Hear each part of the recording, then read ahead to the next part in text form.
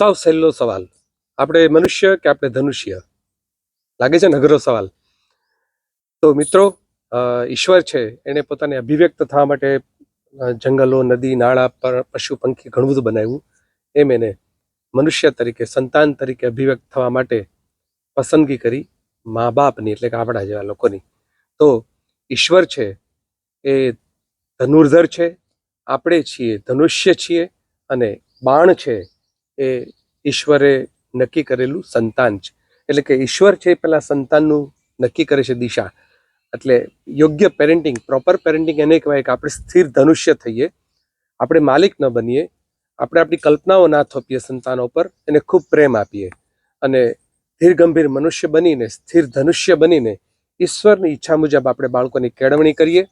અને કિલોલ શાળા શીખવે છે ખૂબ સારું પેરેન્ટિંગ અને ખૂબ સારું શિક્ષણ.